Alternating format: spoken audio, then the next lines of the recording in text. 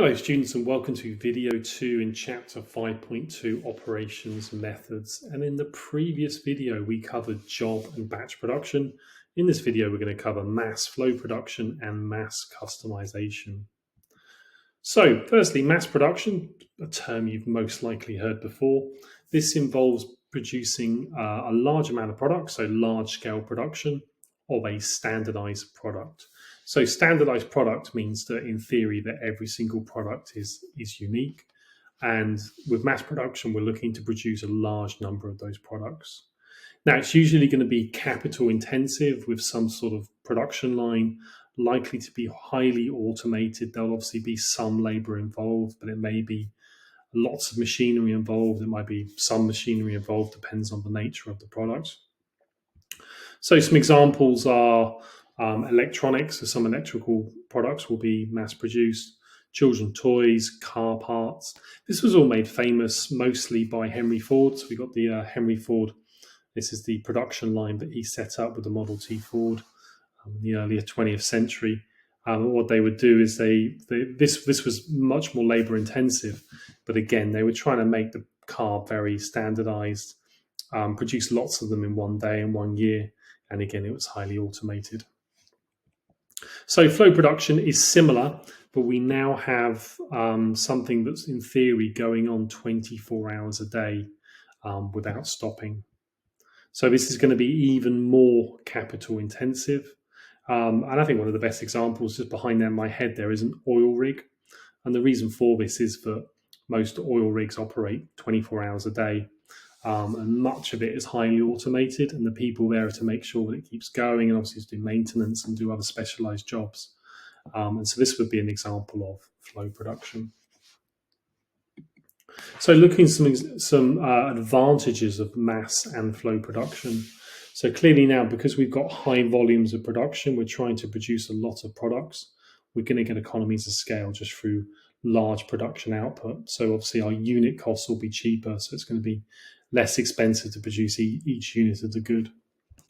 Now, we should get higher labor efficiency as workers can specialize in one job. So if I look at the photo on the previous slide, on this production line, then each worker is going to be doing one specific job, obviously putting the wheel on. This person looks like here. This person, I'm not sure what they're doing, but they're doing something with the bonnet. But you can see in theory, each worker is doing one specific job, so they can become very good at doing that job and therefore more efficient. These standardized products should allow consistent brand image. It's a bit like when you open a can of Coca-Cola, you're pretty sure what you're going to get. And so by having some sort of product which is the same everywhere, you can then build some sort of consistent brand image and then maximize your marketing impact through that. It's going to be less labor intensive because of the use of machinery. So we should have lower labor costs and less motivation issues. By less motivation issues, I mean that because we've got less labor, then we've got less motivation to worry about, because there's going to be more machines, and machines don't necessarily need motivating, if that makes sense. Well, at the moment, they don't need motivating. Setup costs are going to be higher because we need to buy the machinery for the production line. Now, comparing to the employee motivation, the employees who are working on the production line are likely to have lower motivation because each worker is doing the same job again and again. That person who's trying to put the tire on or the wheel on, they're doing that job again and again, and eventually you're going to get bored of that. It's more difficult to offer different product choices to customers. This is because we're producing a standardized product. So compare this with batch production. With batch production, we can produce different colors and things like that. Then with mass production, we have less flexibility in the product we offered. And Henry Ford famously said something on the lines of, customers can have any color as long as it's black, because he was looking to standardize the product to keep the costs down. And because we're producing more products, again, there's going to be higher storage costs, though obviously businesses can try to minimize that with just-in-time production. So moving on to mass customization. So this sounds the best of all worlds. This now combines the higher production volume of mass production. So we're producing lots of products, but we now have the flexibility to tailor each product to customer demands.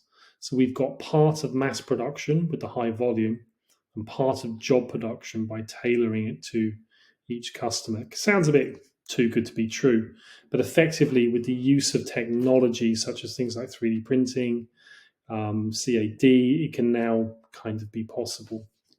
And some examples are a lot of the time they'll mass produce some sort of product, and then the final bit customers can then customize it to however they want to. So two examples are here. Nike, they will produce a shoe, so you can choose a shoe, and then you can customize the final design through colors, through where the logo goes, fit, etc. Another example is M&M. So you can go to the M&M website, and you can choose colors. You can put different messages. So you don't have to put the M on there. You can put different messages on there as well. So again, it's still an M&M, but it's got different colors and it's got different writing on there to allow some sort of customization. Also, car companies do this more and more, where the final color, the type of seating that you have, and all the optional extras in there, that allows mass customization.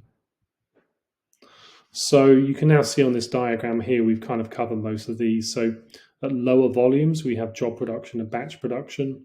And then at higher volumes, we have mass and flow production, where it's working 24 hours a day. And again, as we're producing more of it, the variety is going down to an extreme where job production, every product in theory is unique, where with mass and flow production, every product is standardized. So just a couple of optional extras here. So which method does a business use?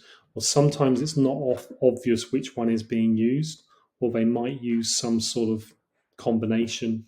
So for example, fast fashion companies, they may have some classical clothing such as socks or scarves or whatever that they could in theory mass produce. I mean, they're probably more likely to batch produce, but some things might be mass produced. But then the fads, so on social media there's certain clothing that becomes popular for a few months, then they're unlikely to mass produce it. They're more likely to produce a large batch because it's not going to last for very long. It's not going to be popular for very long. Sneakers, as I just mentioned, is another example where they may well batch produce or mass produce a certain, but then the personalization is there through mass customization.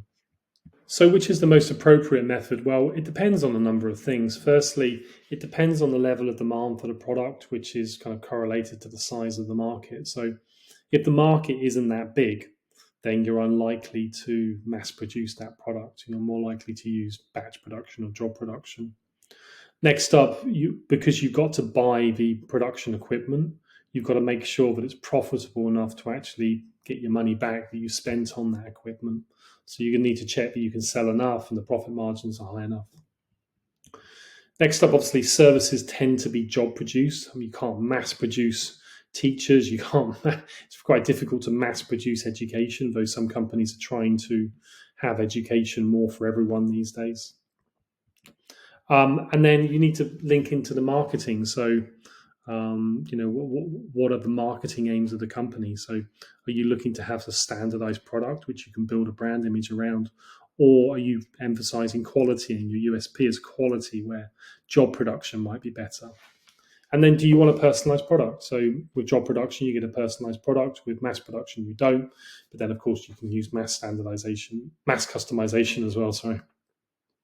So quite a popular question you might get related to this is the effect of switching from one method to the other. So maybe from job to batch, or batch to mass, or job to mass production, or whether a company should incorporate mass customization into their mass production. So those are ones to watch out for, and there you can use those pros and cons table that we went through. Right, that is that chapter finished. I'll see you next time.